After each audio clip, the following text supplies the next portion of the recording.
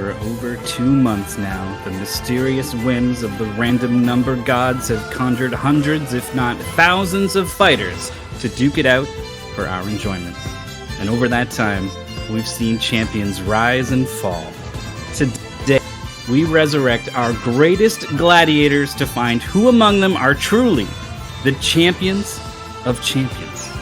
Hello, everyone, and welcome to the first ever Final Fantasy Tactics Battleground Tournament of Champions, an event so magnanimous, it's got commentators. My name is Mythical9. I'm here with the one and only Virilicus. Are you as excited as I am?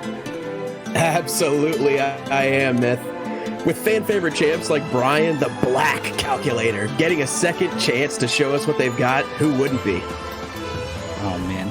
I was looking at all the matchups coming up, and like a lot of the teams are well-rounded. Everyone's good, and that's true of Brian's team. But the standout of Brian on that team is unlike any other unit in the entire history of this whole season. Yeah, I definitely agree with that. No, you definitely wouldn't expect to see the efficiency that Brian's calculator has had compared to all of the other calculators we've seen before or after him. And we were trying to figure out like what makes him so good, right? He's the only calculator in top 8 here. He's probably the only calculator in like top 50 or something. They're really not all that good a class. But he's just got so many things that just work together. Yeah, one thing that really is interesting with Brian is the defense up actually ended up going a long way for him in a lot of his matches, because a lot of times where he would have just been taken out, instead he survived because of that extra defense. It also taught me the importance of a calculator having access to all of their math abilities, the CT prime, height, and 543. It lets them usually find something that's gonna, hit the enemy team with bad stuff or your own team with good stuff. It's just so important. Yeah, exactly. So I think one thing they also have, one of the monks on his team has Kiyomori, which she usually ends up casting early on, which is also another buff. The defense up plus protect/shell, just adding to that resistance. Fortunately, I think we got to wait for our 4th match to see him. But yeah, there's I'm looking. So they've got like Phoenix down. They've got Revive. They've got Haste. They're actually like a pretty well-rounded team.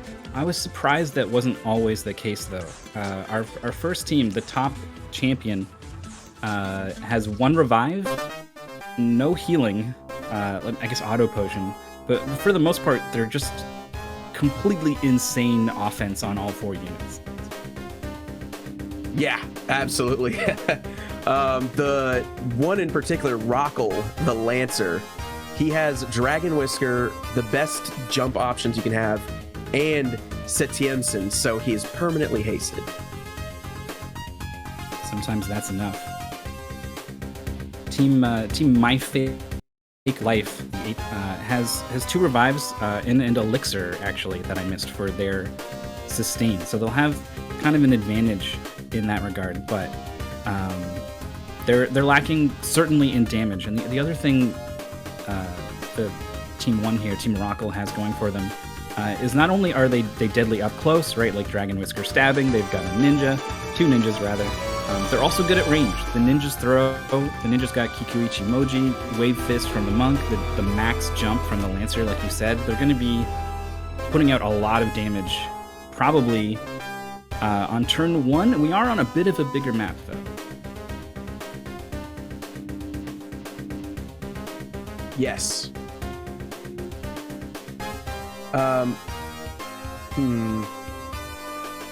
It's probably going to be pretty tough, yeah, for Seed 8 to beat Seed 1. The Knights really have to get in close to do anything, but one of the Knights can haste their team. Yeah, haste is probably the single biggest advantage that the 8th team here, Team My Fake Life, has going for them.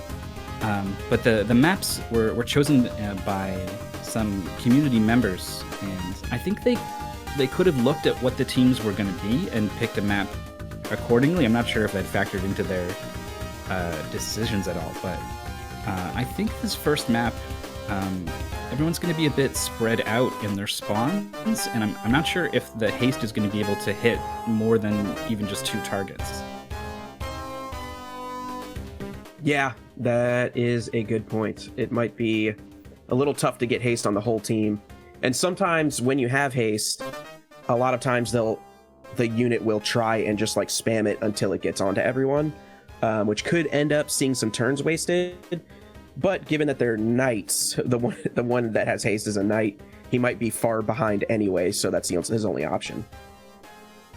Yeah, speaking of knights, I found this kind of interesting, because if you look at the top 5 units that are most common in the champions, that's what the stats command will return. If you type !stats and then a class, it'll tell you, like, these are the most common.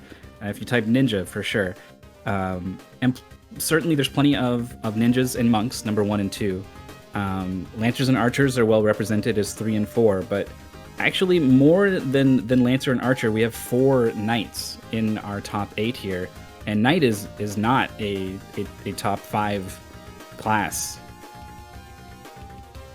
Yeah, it's pretty interesting to see. It's a good point there. And knight, I feel like, is a class that has one of the lowest floors and one of the highest ceilings.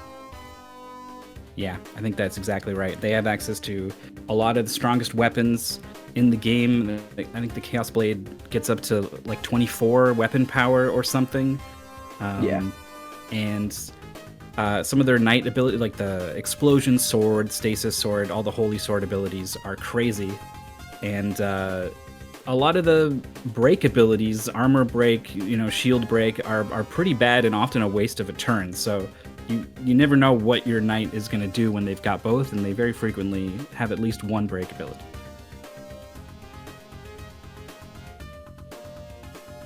Also, I might have been wrong about knight here. Did it really creep up into 5th place overall? Look at that. That is interesting. I remember them not being that high before, so we must have seen some better knights come through over time. Yeah, well, maybe these 4 knights in our top 8 are part of the reason why they've climbed so high. Yeah, they single-handedly skewed it towards them. Well, most of the units have come through. If we could see everyone a little better, I wonder if it would be fun to announce them like players hitting the ice or the court or whatever, calling them in one by one. Right? Yeah, it's hard to see them all getting populated in with like the view that we have.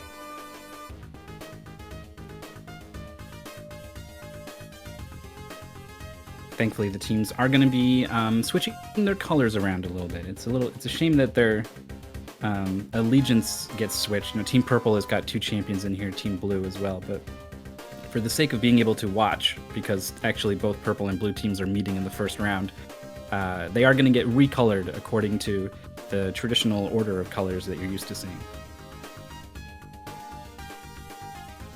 One interesting note, the double guns ninja, like, I believe that this is the team that just yesterday creeped their way up to 5th place. This is Clock Thief's team on Team Black, and it's Umai Jam with a stone gun and a mithril gun, as well as being able to use X potions and Phoenix Down and Mana Shield with move MP up.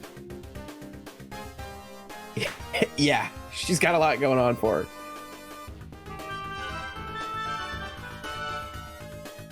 I remember Nacho noticing that a ninja had spawned with move MP up and Mana Shield, and specifically was like, I put in code to make sure this was super rare, and it just happened. So you can see, I mean, they immediately went all the way into top 8 to get to the champions here, so it's a really serious combination. That's gonna have to wait. Red versus Blue is coming up. I was trying to figure out who I should bet on in some of these matches, and I just couldn't decide. It was coin flips the whole way down. Yeah, it's definitely pretty tough to decide who will take any of these games. The Lancer here, I think, has a pretty big advantage on Team Red, Rockle, because he's hasted and Knights are slow. So he'll have a lot of opportunities to get those jumps off to take out the Knights before they can do anything. Right, yeah, so important that your jump finishes before whatever you're trying to jump on gets a turn and moves out of the square, because it does only target that one square. I think also the map is going to be a pretty big advantage for Red. Their range damage and the fact that there's a bit of distance between the two teams, and they're also kind of isolated. I don't think we're going to be seeing people fight together very much, and I feel like Red matches up better in those sort of 1v1s.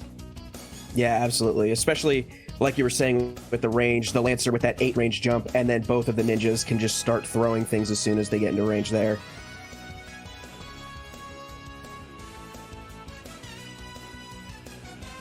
So there's a big question mark with these knights. Obviously, double-handing a Ragnarok and just straight up wielding a regular Gungnir. Incredibly powerful weapons. Both knights have their sword abilities: Justice Sword and Knight Sword on the Ragnarok, Surging Sword on the Gungnir, Surging Spear, I guess. I feel like odds are pretty good they're going to use them, especially the double-hand Ragnarok, is probably a lot more likely to go for kills. Oh yeah, definitely. Just because of the sheer damage that they'll deal, they're more likely, as soon as someone's within range of them, to just move in and use an attack, because it will likely one-shot. Yeah, the AI really values that kill potential. We're going to find out here. We're getting ready for our first match.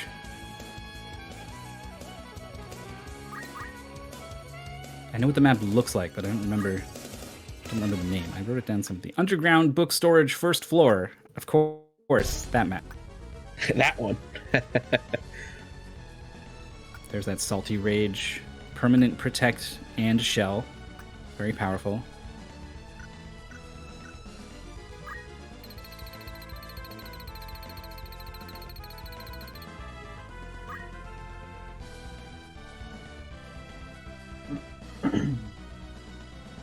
All right.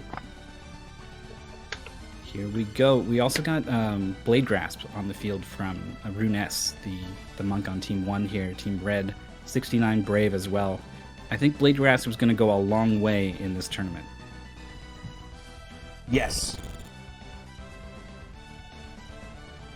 All right, turn 1. Ninja misses the throw. Opening engagement's not quite going the way Red wants. Blue's not really in range to take advantage of this, except for this one Wave Fist, so they get first blood here, but Auto Potion going to completely negate it. Auto Potion, another very powerful reaction ability. Yeah, for sure. But I feel like in this tournament, it might not be as good, because so many teams specialize in just dealing like bone-crunching damage, like much more than 100 to just stab right through it. Very true. It's some pretty weak throws. Yeah, that is not a lot more than 100, to be sure. Don't act proccing on the first swing. Her slash through the wall, getting the job done and triggering poison. There's that haste. We see that first haste go off. I feel like without the speed up, it feels like haste should speed up the stream or something. It's really weird seeing it at regular speed. Yeah, there goes that first jump from Rockle, taking out one of the knights on blue right away. Another monk being targeted in the back. Don't act. Still on this monk. Ninja's going to come in, maybe take advantage of it here with the dry magic attack up as well on that dry out. And gets a confusion proc on that monk. Wow. Big damage from the ninja. Almost takes out the other knight on blue. And then the knights are casting black magic, triggering auto potion, healing for more than damage. So not a great look from blue here. Yeah, the black magic is not what you want to see. From a knight, at least. Yeah, if your name is Brian, then black magic is absolutely what you want to see. Yeah, very true. All right, so Red's basically just cleaning this up here. A couple of key status effects and just like a couple, even one wasted turn on that fire spell, for example, like you can't do that in the Tournament of Champions. Everyone is way too strong. Right. Here comes that revive elixir. All right, let's see if they can pull this off here. I feel like they're in a good position. Like they couldn't be in a better position on this map here, but I don't think it's going to be enough. Humor Master right in between them. Yeah, the draw out there really tough. She had enough jump to get to right in between them. Will-O-Wisp, so only dealing 18, but the AI knows it's going to be enough to secure the Earth Slash on all 4. Okay. Wow. Great positioning Earth Slash. Also, the ninja's in critical here, but Rockle's in the air, so I'm pretty sure that means he's going to come down before. Hey, can the monk avoid the jump? That is the question here. He doesn't. He gets taken out, and that'll be a win for the red team. Seed 1, showing how powerful it is. Yeah, Team Rockle gonna advance to the next round, bearing the red colors originally hailing from Team Purple. Looking forward to match 2. Those recent champions, led by Clock Thief with the insane double gun ninja.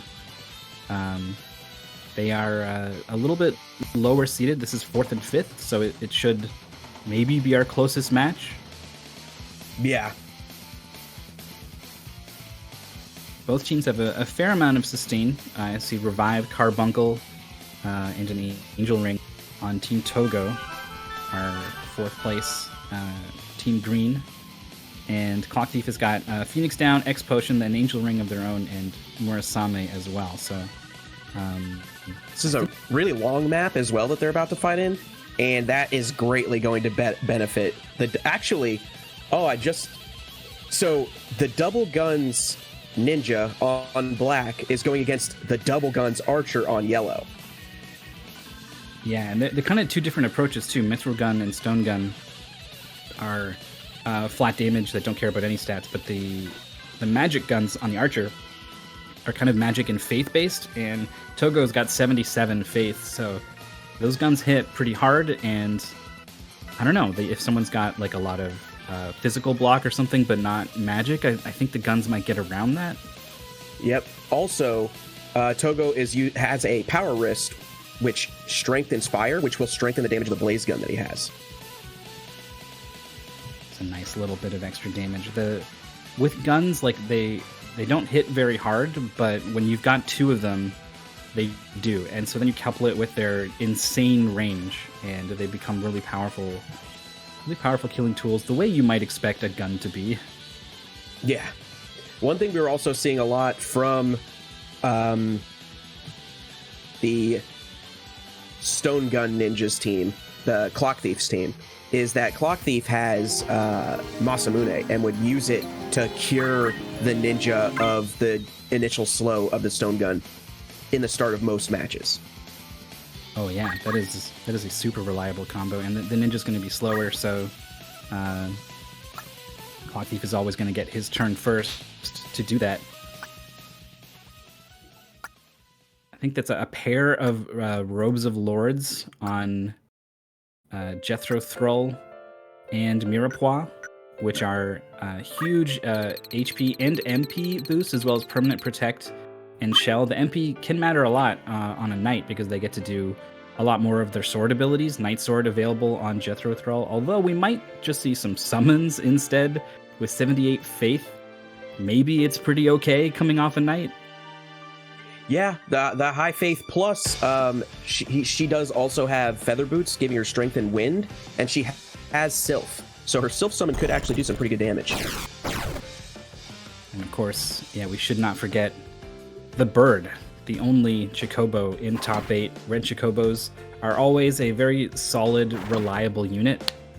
And in the top 8, we're seeing a lot of like super powered human classes. Their ceilings are much higher than monsters in some cases, just because they're allowed more items, they're allowed more skills, so there's more opportunity for broken combos. But the Chocobo has held its own here, and this is a pretty... I don't know about this map for it though. It likes to have like a lot of space to kind of run around. Here, it's just going to be running straight at the whole team. Wow, gets an attack off right away, and it's on the archer, which is the one with the double guns. Most of their damage is probably going to come from that archer. It's knocked into critical. Gonna need a pick-me-up here. There is an X potion available. No, Earth there slash is a hits Cure 3, it looked like. Yeah. Cure 3 available on the archer himself, so... Wow. You can be hitting multiple targets there. Unfortunately, going through the bird a little bit. Yeah, putting a bit of damage on the bird. Knight going for a jump.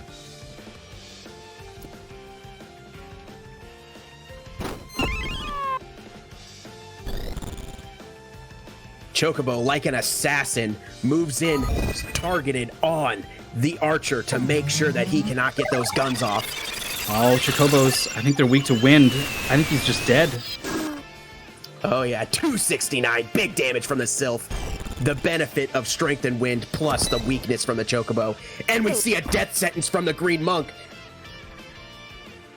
El Dente hitting here pretty hard on the jump, but not enough to get the kill. The guns start firing, damage split. It's going to mitigate that a little bit and prevent Green Monk from going into critical status there, so not going to be crippled by the AI.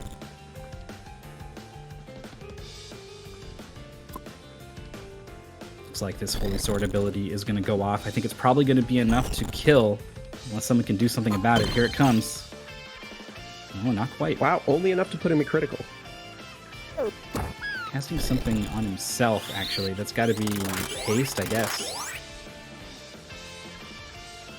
And now the Geomancer's hasted, but it's 2 versus 3, and the stone gun is still active.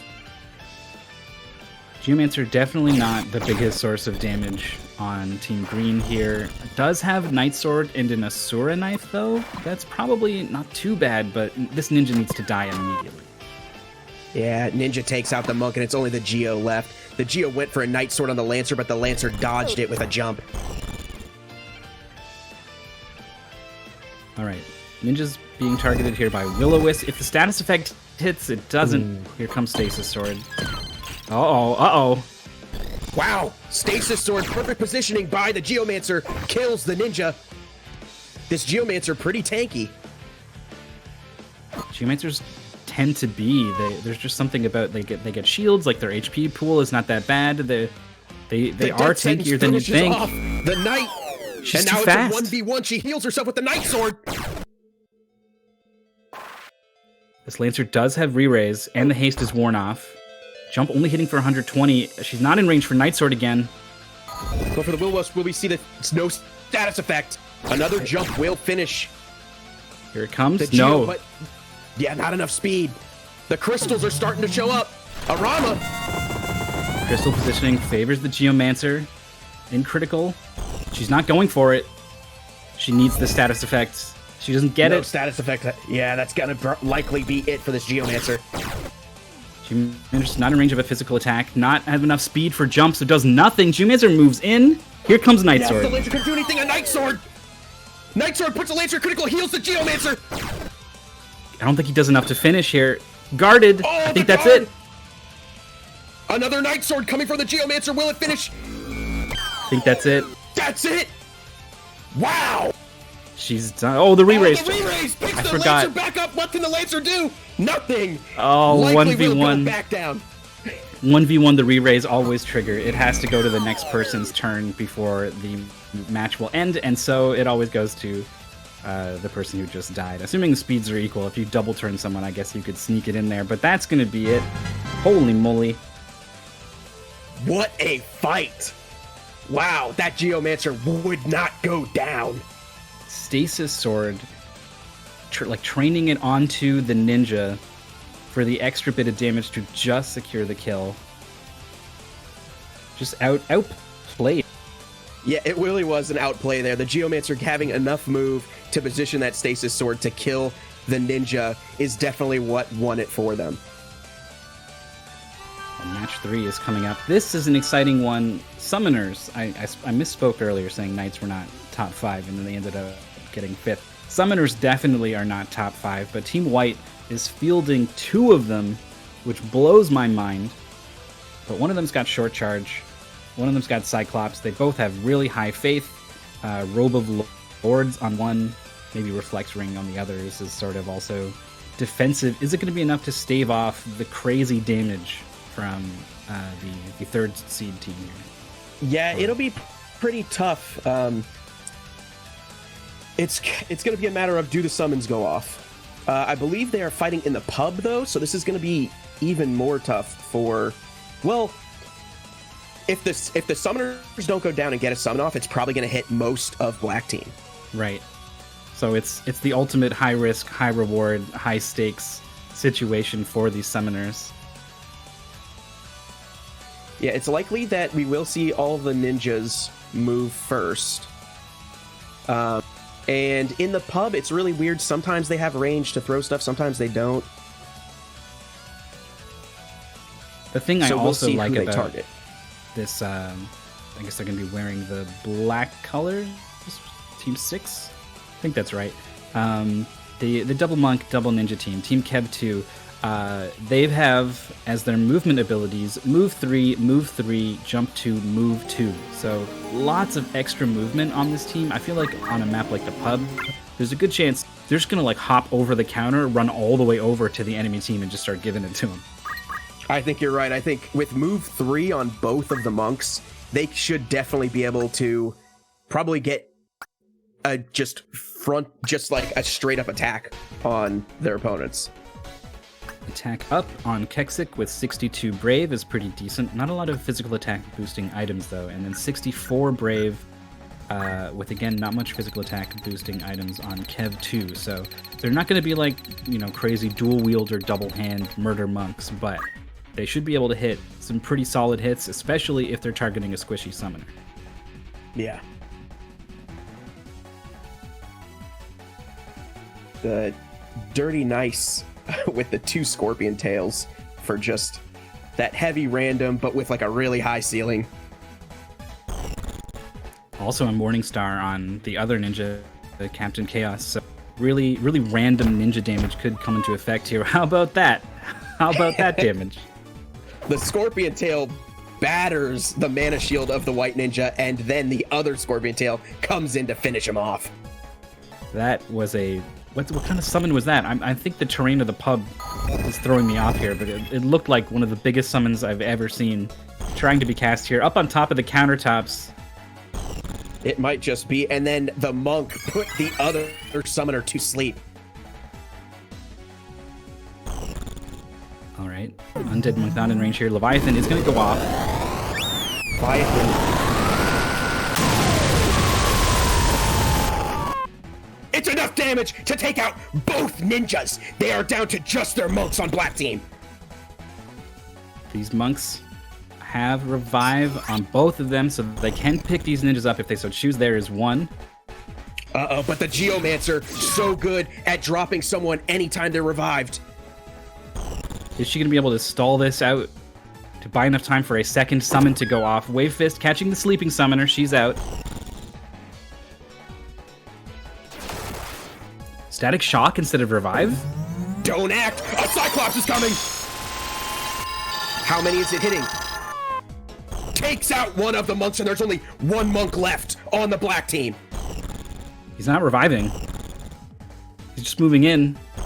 Summoner, how much MP? 94 is enough for another summon. 1v1. Will the summon go off before the monk goes? Oh, the monk gets another chance. One shot's all it takes, but it's not enough.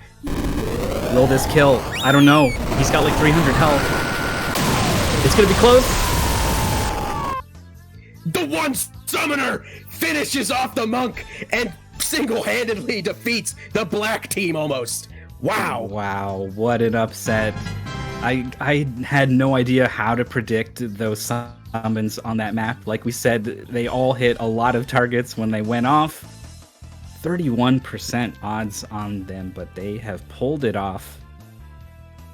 That is truly impressive because that was the 2 summoner team with one summoner that did nothing the entire fight against 2 ninjas and 2 monks. And the Geomancer just there to stop any revival from being able to be efficient. Yeah, I was surprised the monks didn't go for their revives more often, especially the one who was locked down with don't move right next to both ninja corpses. Like, I thought that was perfect, but I don't know if they were... The AI does not Yeah, he look just went ahead. for a static shock instead for whatever reason. But the AI won't look ahead and be like, oh, if I do this, he's just going to geomancy both of us, right? It never does that. It just revives over and over. So the fact that it didn't, I don't know. I want to be like, they're learning, but it's probably something else. Right, good point. Yeah, because if he would have went for the revive, it just he would have died again. So, all right, match 4 is the one that maybe some of us, myself included, have been waiting for. In particular, Brian the Calculator going to be taking the field for Team Death Azuma. I am very excited for Brian. I can't wait to see what happens. I still have dreams about his triple death in that one fight. Well, triple death sounds way too close to triple breath, and then your dream turns into a nightmare, because that was what ended his run, I'm pretty sure. But there's no Tiamat here this time. Very true, very true. Brown team has 2 monsters on it. Yeah, this is a bit of a surprise. Like, again, like we talked about, the humans are capable of being so good, and we're looking at all the very best humans, right? All the other ones have been put into the meat grinder so that only the sort of gold nuggets that the RNG has turned out have all been sifted through. But turns out sometimes just being a dragon or a giant robot is pretty strong.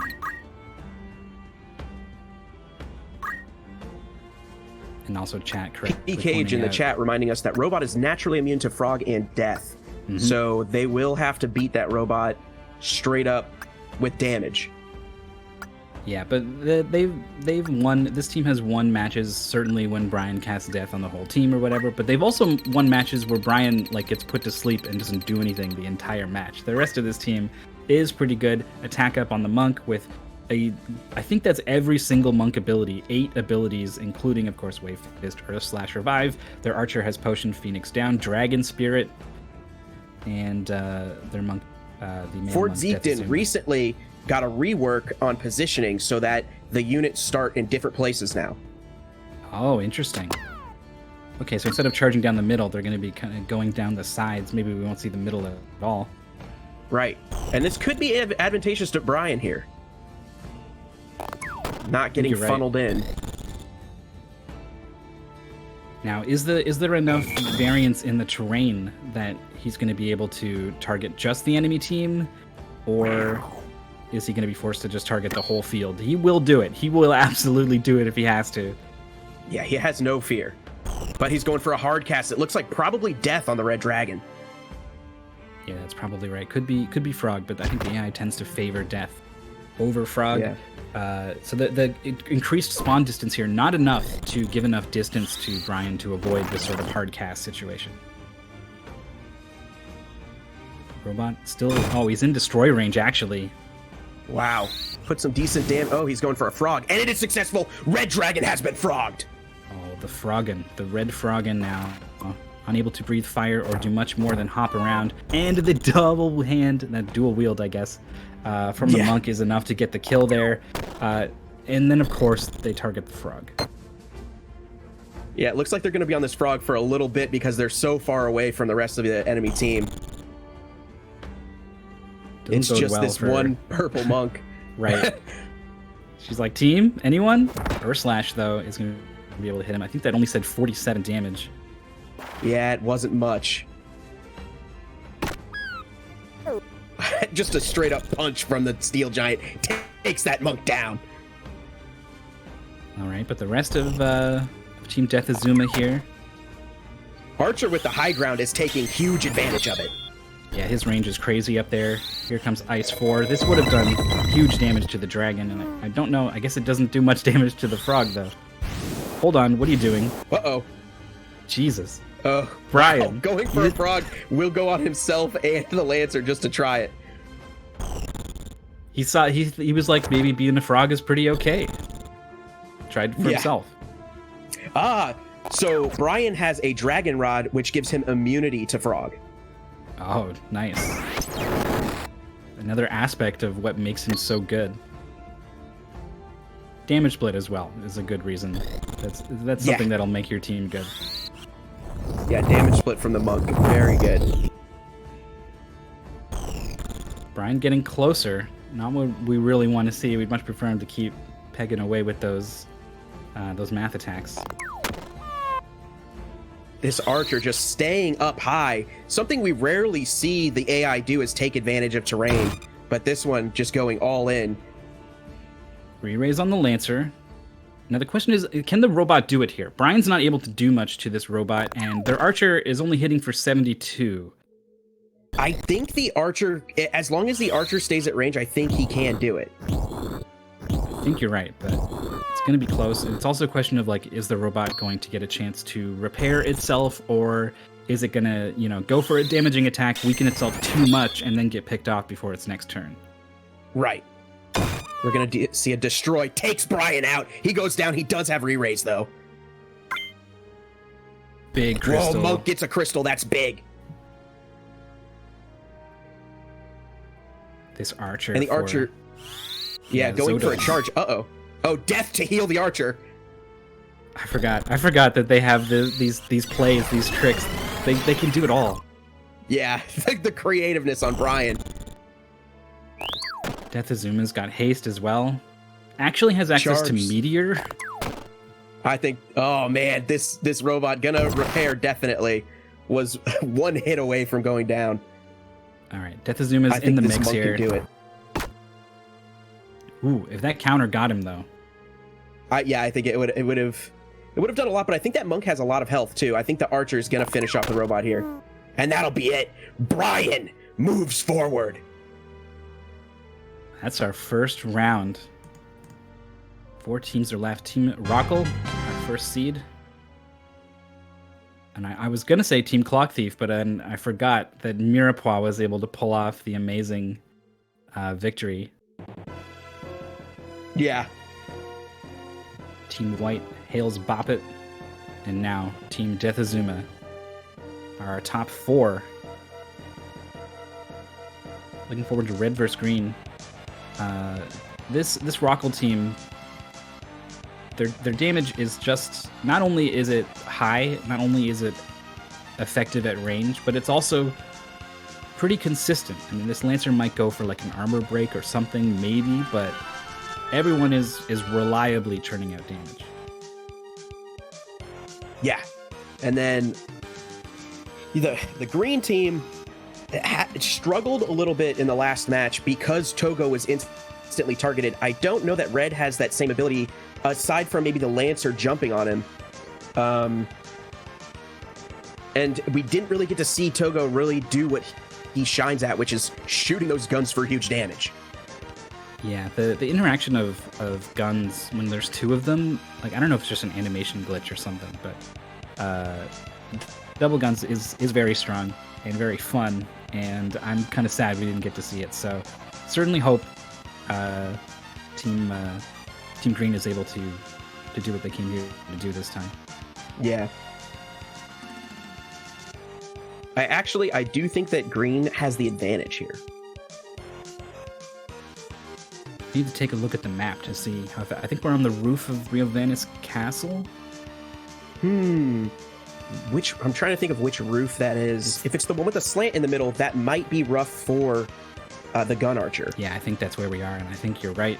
Guns are going to be limited until one of the 2 teams sort of crest that ridge in the middle. You know, one thing we didn't talk about Mirepoix with her Night Sword abilities, she has short charge. That's part of why she was able to pull off that upset, I think. I think that could have definitely contributed to it.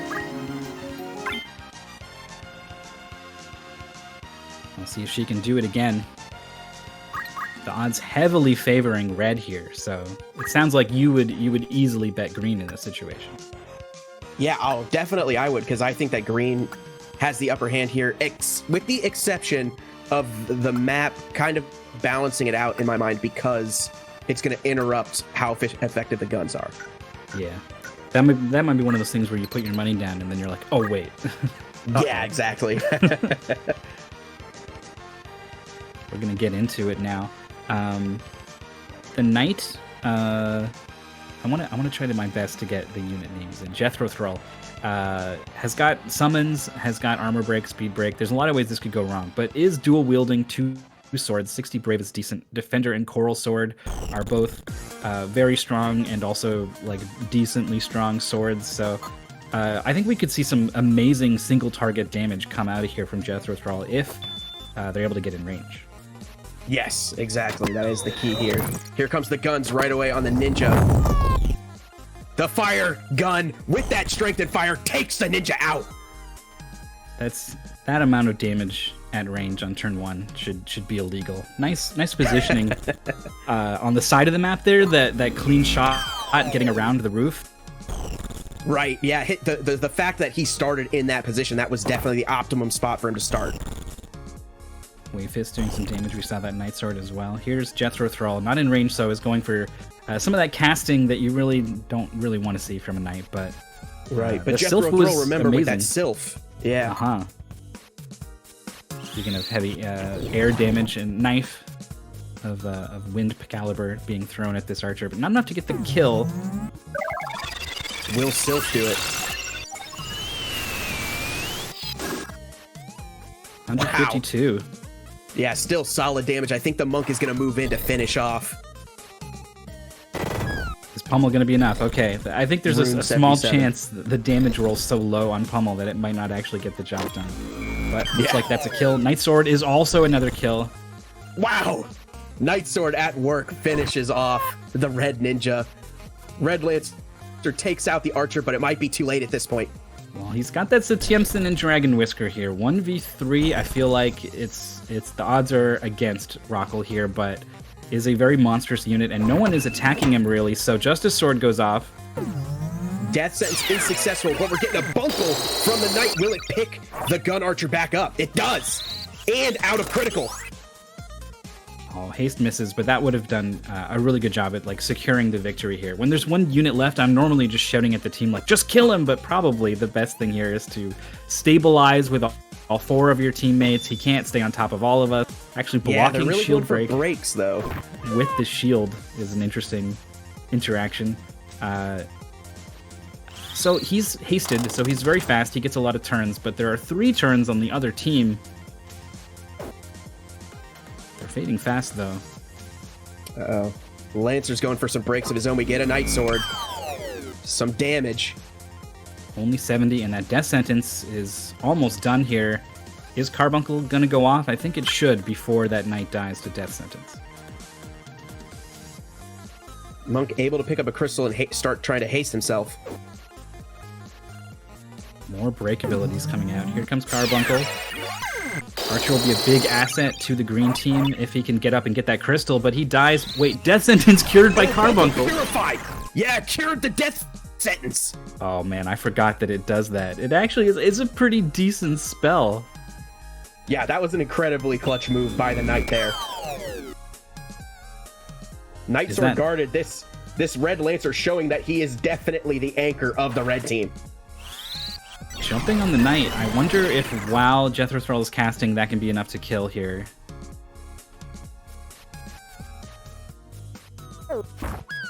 It is. It is. Reviving the Archer. It misses. Oh my goodness. The Red Lancer has a chance here. Goes for the jump. He had the time for it. Geomancer just stuck watching, waiting for this to happen. So green has crystallized. Not enough damage to kill the monk. Shield break. This is a decent option. So when there's a really tough to kill unit like this, the break abilities are actually pretty decent because then you can sort of get through their crazy evasion, or if they've only got like now they're 200 max health instead of 300, maybe you can one-shot them to get around damage split or auto potion or something. Exactly, and that shield break really big because it was a crystal shield which has that 40% physical evade. I'm so nervous for Team Green. Justice Sword, no death proc. Yeah, this monk putting up a huge defense. We get the Secret Fist. The Death Sentence goes off. Run away. Run away from the Super Lancer. He's going to get 2 turns. 1 jump. Can he kill this Geomancer with one jump at 337 health? I don't think so. Oh, but he gets the time. Oh my goodness. Wait, his death sentence is not ticking down though. It still said 2. He's gonna get another turn. That one now. Oh my! Because he has long status, he did it. Re-raise. Did she? She did it. He got the kill, but it wasn't enough. The re-raise picking the Geomancer back up to let the extra turn for that death sentence to be carried out. I thought death sentence ticked every turn, but when you're hasted. Okay. Wow. Okay. I guess that gives him one extra turn of death sentence, but without the numbers actually showing. Right. Like short status where it does show you the number. And then the haste to kill her before she could get in range for a Night Sword. So she wouldn't Night Sword him to get her health back because he was death sentenced, so she wouldn't attack him at all.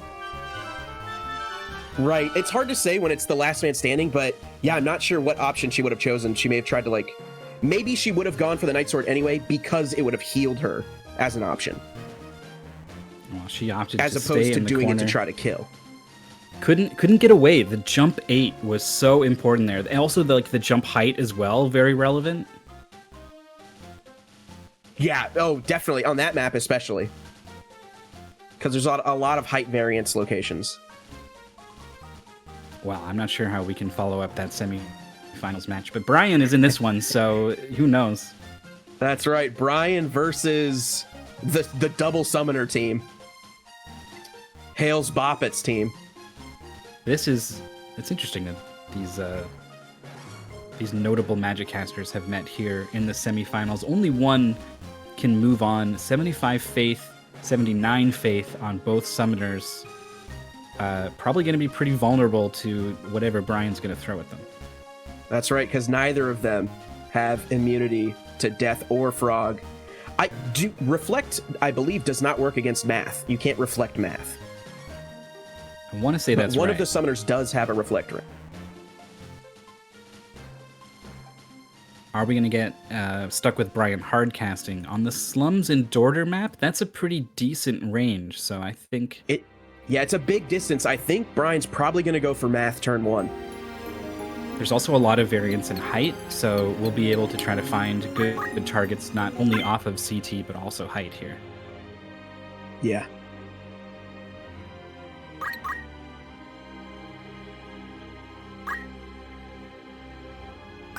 That Robe of Lords was so key. I'm thinking back to the summoner match in the pub now, and I'm remembering I was investigating Zodiac compatibility, just 'cause I wanted to learn a little bit about it. I was looking at some of the signs, and I realized one of the summoners has best compatibility with one of the ninjas and good compatibility with the other. So they were going to be doing huge damage to each other, and I think that's part of the reason why those summons were able to do just enough damage to just one-shot them. You could be right there.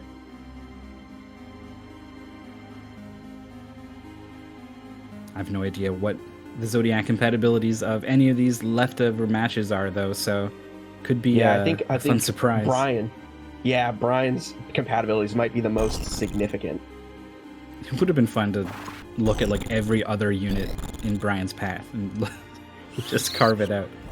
Just going for a fire here.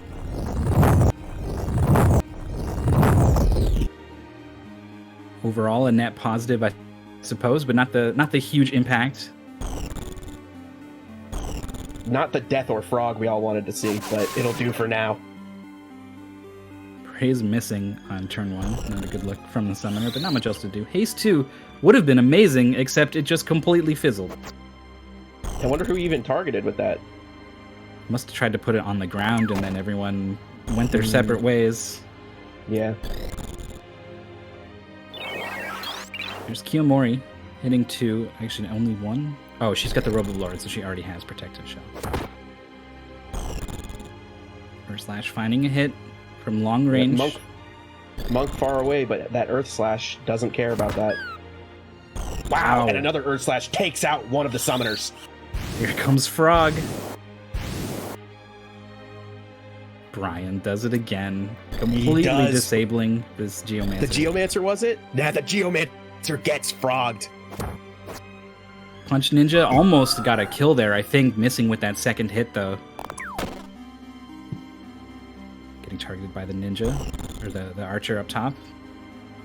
Earth Slash is enough to finish. Oh, going after the summoner. Yeah, goes after the summoner, does a little bit more damage. Summoner still could survive another Earth Slash. Robe of Lords doing that summoner a world of good. It's the only reason White has any sort of chance right now. They need this summon to go off, hit many targets, do big damage, get kills, and instead, she's dead. Yeah, the Wave Fist takes out the summoner. It's all up to the ninja on White now, and I don't think he can do it. Not with 101 health. He's going to get one sort of moral victory, giving it to Brian. He does kill there. Brian. I want the team to leave this ninja up until Brian gets his re-raise, and then Brian finishes him off. That's what they're doing. It very well could be what happens. Oh no, the monk probably gonna kill him here. Alright, well, Brian's gonna pop back up. It's gonna be 4v Frog here to close things out. Yep, 4v Frog indeed. What's Brian gonna do, that Frog? He's going for death. He hasn't been high impact as Brian. I mean, the frog was good. Yeah, I'll not so far though. But Brian, of course, showing that, or Brian's team showing that it's not all about Brian. They have their own efficiencies too. Yeah, none of these Earth Slashes have been the like earth-shattering damage, but altogether, right, 2 Earth Slashes and the Archer, that's going to be like enough to secure kills. And then even when they're not focus firing like they did this match, it was still plenty. Yeah, absolutely. And even though Brian hasn't done any deaths or anything, both matches that he was in, he definitely frogged a pretty high-profile target.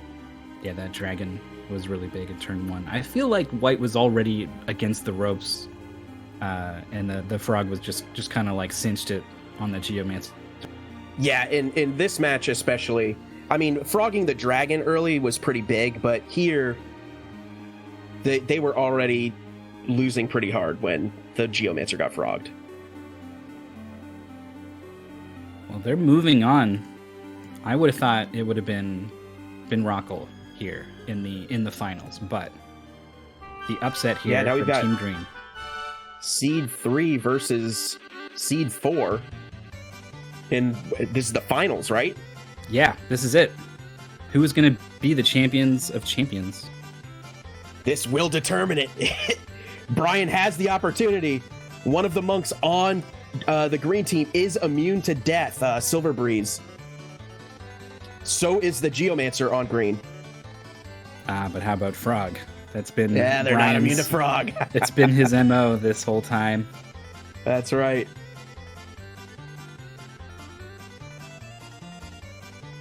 The double Brian, guns the on Lord Togo. of Frogs, the Master of Death.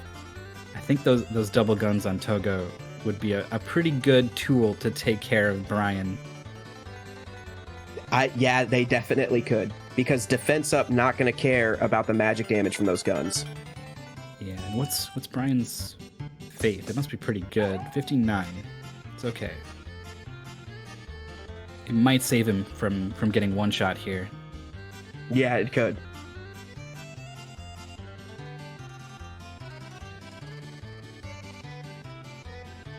I think Nacho is going to be securing some music for our final battle here. Yeah, it looks like it. Yeah. All right, we get some classic Pokemon champion battle.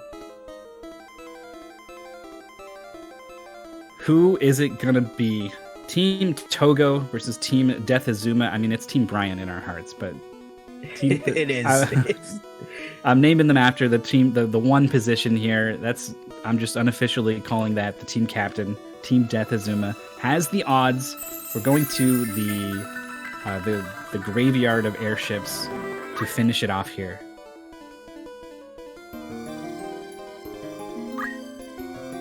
The graveyard of airships has some interesting height differentials too, because you start kind of high, you meet in the middle. It's like a slope for most of it.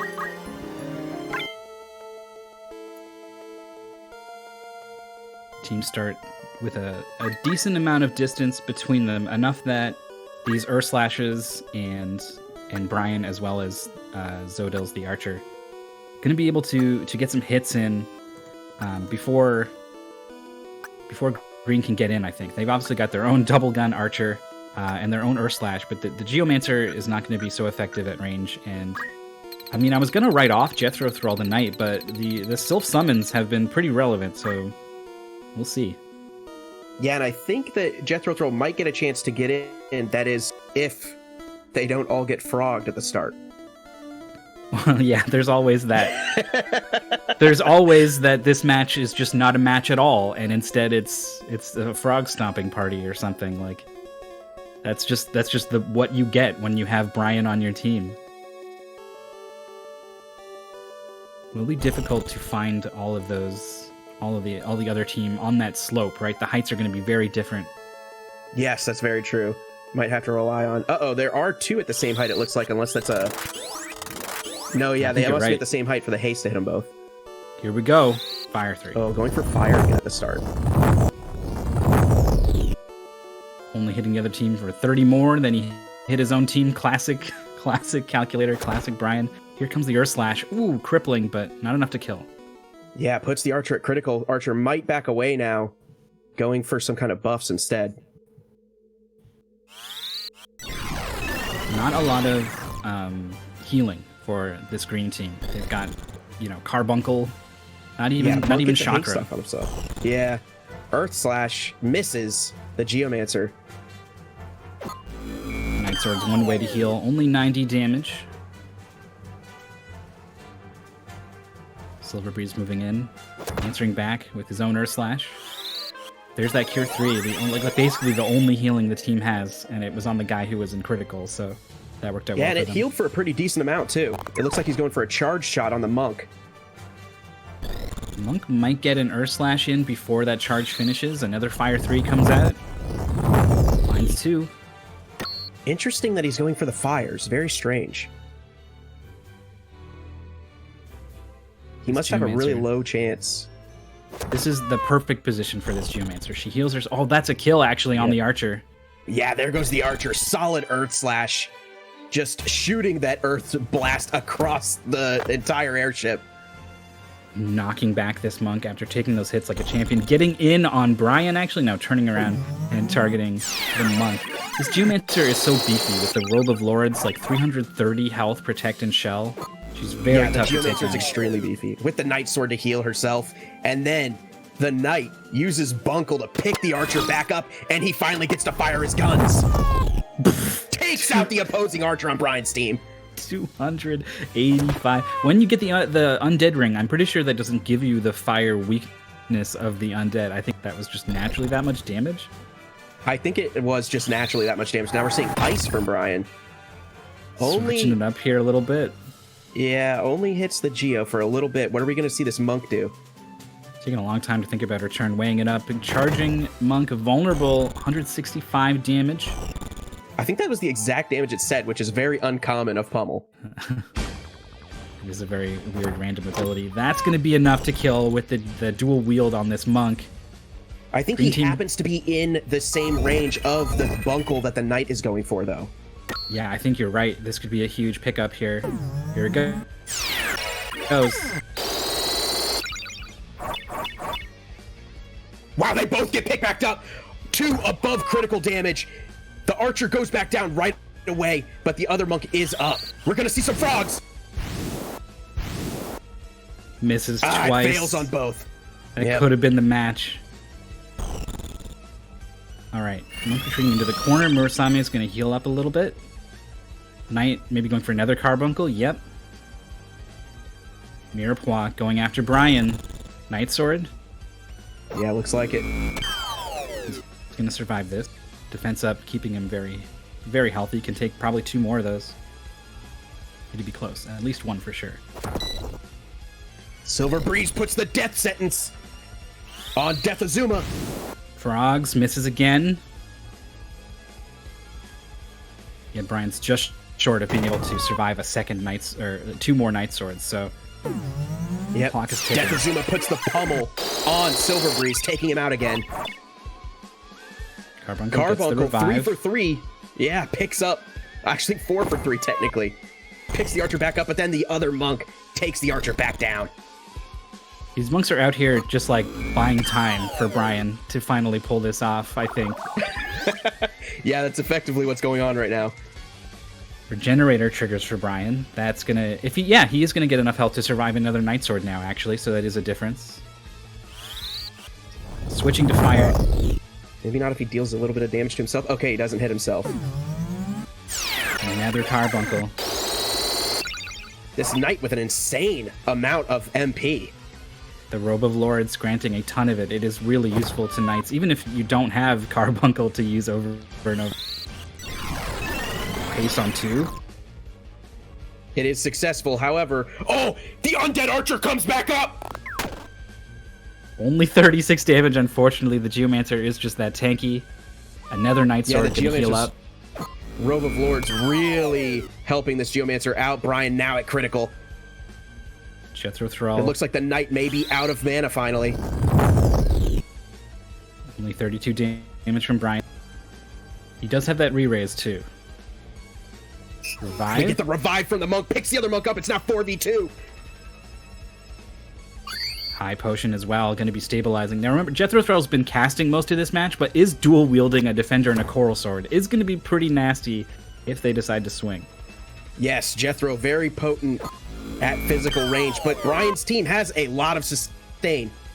Yeah, Brian goes down, but again, he's got that re-raise, so they're not going to pick him up. They're moving on. Kiyomori is going to make them very tough to kill, which is exactly what they need right now. Oh, yeah, that not protect, even enough to keeping kill. that monk alive. What a difference. I think we're going to get maybe one more cast from Brian. This archer just handing out high potions, keeping everyone up. I think they've done it. I don't think this knight can do it. We saw this Geomancer pull off a crazy comeback before. We have seen the Geomancer do it. But with both monks and the archer up, it's going to be tough. Wow, big chakra heal as well. Yeah. Yeah. Lots of chakras. Kiyomori. I think it's the right play here. Only 6 MP, yeah, so all this knight does is swing here. Yeah, they're being very safe about their options. Pummel, that's enough to kill. Takes out the knight.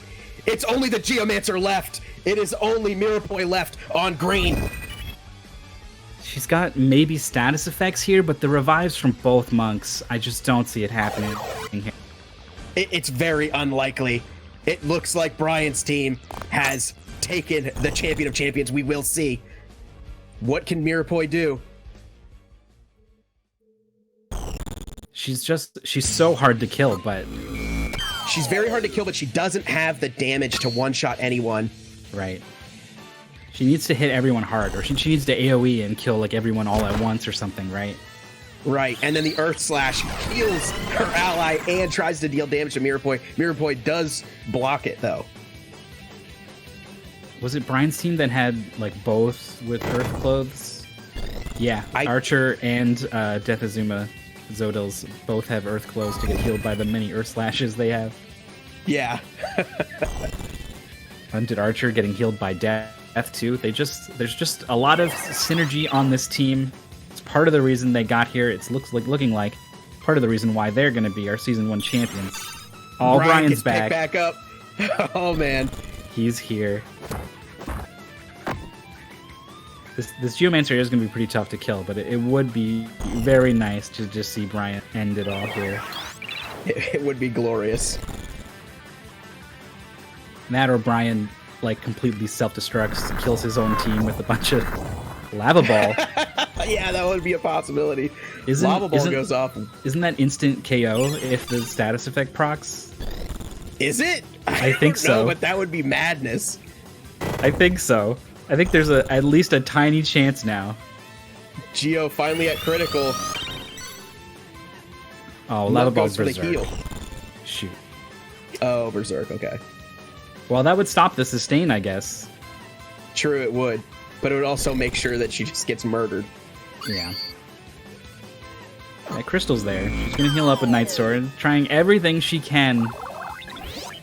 Yeah, there's the high potion, and they're just stunting on him now.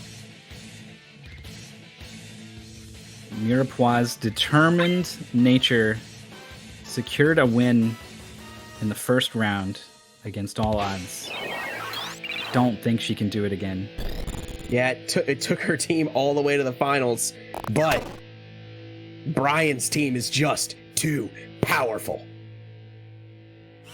They're just so good at so many things. Haste, revive, healing, damage, death? Oh, to heal the archer. Okay.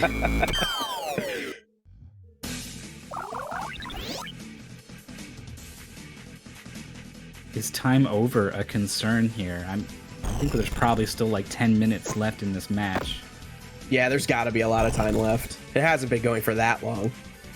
But that would be a win for green if it happened. That is true, it would. What is it? Exclamation mark match, I think, to get that. 570 seconds is 9.5 minutes. Yeah, it'd be pretty tough for Mirepoix to hold out that long.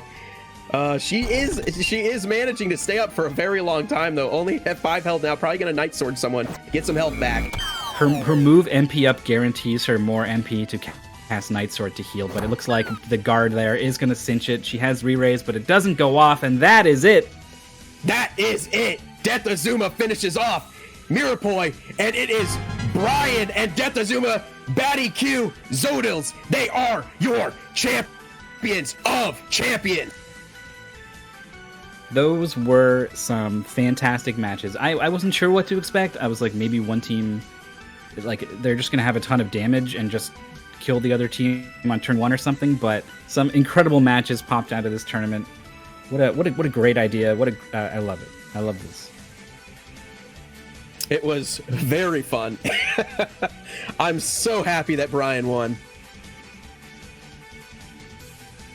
He is now the champion of champions, but I think now what happens is we're gonna get a match of the ultimate champions versus Killer Nacho as a goblin here, I guess. Oh, how exciting this is. Oh, he okay. So it looks like Nacho put his favorite of the AI units that had come in before at some point.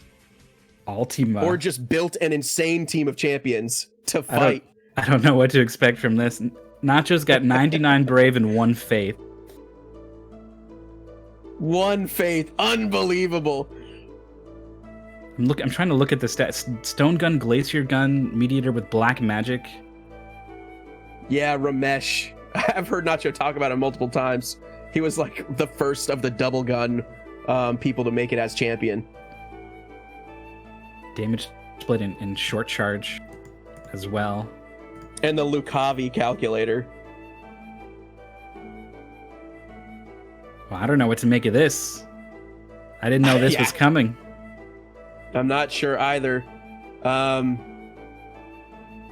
Nacho unlikely to be frogged or deathed because of that 1 faith.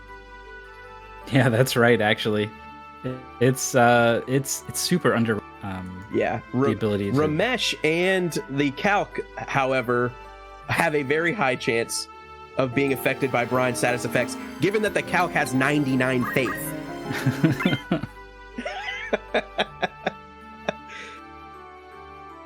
Oh, the Calc also has teleport too. Interesting. Okay.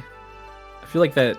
Well, does the calculator then is the calculator always in range of someone and then will never do math? The Calc also has plus 1, 2, 3, 4, 5, 6, 7 magic attack. I guess you probably can't math the Lucavi skill. No, I don't. It's just blue magic, the Lucavi skill. So, yeah, can just move in and then get the Grand Cross off, or they all Ultima up. Is this gonna be just like a turn 1 kill? Just teleport in and blow up our new favorite champions? I don't think any of the moves that the Ultima Calc can do. All right, going for a haste 2, turn 1 here. We'll see who's left in the cast radius. Brian is going to be at least. Hits the whole team. 1. Takes out takes out Ramesh. Ramesh is down. The double gun mediator goes down immediately. Slash only hitting for 55. Nacho's pretty tanky. The robot immediately goes chicken. The robot is chickened instantly because the robot starts with only 8 brave. Yeah, so he's going to get a turn in a little bit, but it's going to take a while. Ultima comes casting on 3, it looks like, and stole the haste from the purple team. All Ultima, what a sight to behold. Look at this animation. Listen to this sound. Takes out almost all of Brian's team. It's only the archer left. Yeah, I think Brian hit the wrong target. Yeah. Man, if that death would... I can't believe the death didn't hit the calc. Relays, Brian's back. Are we going to see another death? Brian, can he do it? Brian frogs the calc. Brian giving his team life. The robot comes back up. Then we're going to see the dispose on Brian, taking it back down. The archer, however, does have items. He will Phoenix down Brian. Brian can't revive anyone else, so we really want to see that archer get over to one of those monks and start chaining these revives, get back up, stabilize. Yeah, they have to. Absolutely. I'm thinking that, because of the positioning of the archer, he's just going to keep trying to pick Brian up. Maybe Brian just gets a turn and kills everyone, but the Omega robot is going to finish him off. Wait, is he? Okay, 20 damage. It's enough. The Omega robot. What is happening? It does exist. I told you. You did tell me. Brian just swinging away at the goblin, gets countered, so he's down without even eating up a turn. Eye gouge for confusion, it misses. Yeah, we do get to see a Brian bop, but it was not enough on the calc. The monk, one of the monks is crystallized, the other is at 0. I don't think they have any chance of winning if that monk turns into a crystal. And it looks like that's what's going to happen. Brian's team actually surviving a lot longer than expected. We get another death. Fails. It can't.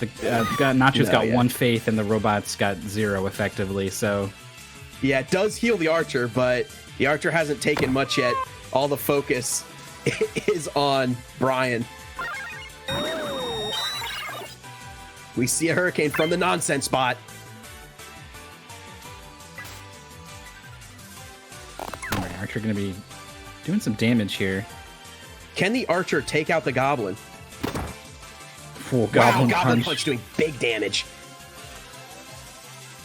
If he could kill the goblin and then not get disposed by the robot, both of which are big asks considering here comes Hurricane.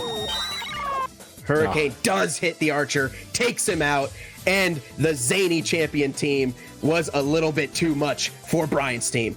However, give it up for our actual champion of champions for lasting that long against such an insane team. Yeah, that was fun. Ultima, all Ultima from Ultima herself, blessing us. Boy, that's mean. You win. You come in on top of all the best units, and then like God descends and beats you up. Yeah, Ultima effectively God in this situation, with that all Ultima doing so much damage. I think that's probably going to do it here. Looks like hail to the champion of champions. Nice. We got some custom text in there. Beautiful. And Brian, the highest riser, putting it all on himself.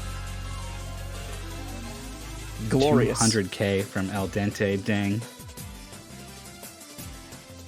Well, I think that's going to do it. I think that does do it for the Tournament of Champions. Well, Season 1 is over. And the first Final Fantasy Tactics Battleground Tournament of Champions. It's in the books. If you're looking for more, you'll have to wait a couple months, I guess, for new champions to arise. And they will, because Season 2 is basically going to start up next. Yep, any champions from here on out are Season 2 champions, and you'll just have to be keeping track of their win streaks to see who will move on to the next Tournament of Champions. All right. Do you have any last words you want to get in before we close out here? I'll just say, it was fun doing this. I hope you guys all had fun too.